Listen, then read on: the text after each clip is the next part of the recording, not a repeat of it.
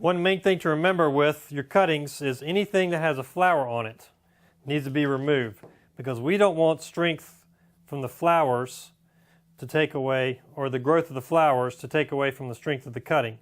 What we want to do now is this plant to focus on callousing and forming roots so we develop a new plant.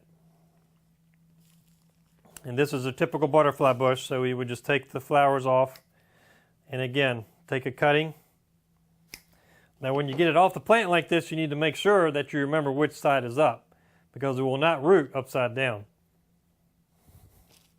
And again, we scar the base lightly, rooting hormone, dibble, and then stick it into our soil.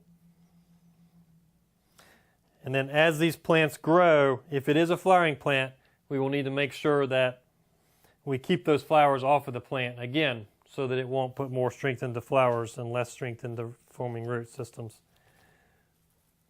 So we spoke about our evergreen cuttings with the spruce, and our herbaceous cuttings with the rosemary.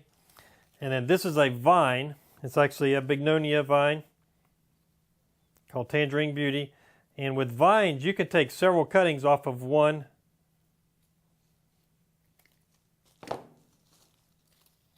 section of plant. So we could actually get 1, 2, 3, or 4 cuttings off of this section of plant. And that's how a lot of your plants are produced, and how we perpetuate our plants for sale in the nursery. Again, same principle, scarring the stem, dipping in hormone, and then again it goes right into the flat. Another group of plants that hopefully you'll have an opportunity to work with are your tropical plants. These are plants that grow in the greenhouse or house plants. They readily develop root systems in a propagation situation. Now this is called a leaf cutting. So we have a leaf and a petiole.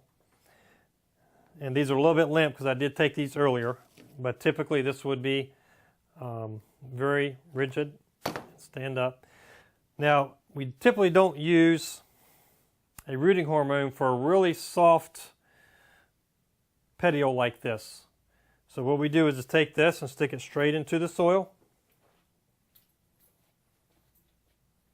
And again, you notice that I made a cutting about 3 to 5 inches long. You don't want too much material on there. We cut the petiole.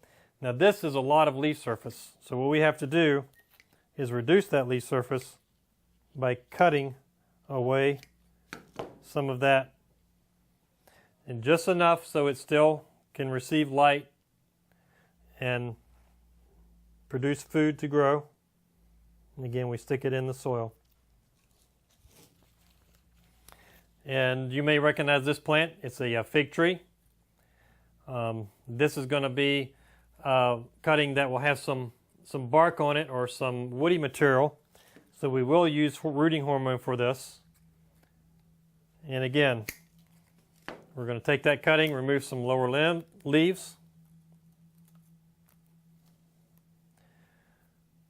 We'll scar the bark on that. Now these leaves are also a little bit long, and the reason we do this is we don't want too much leaf area,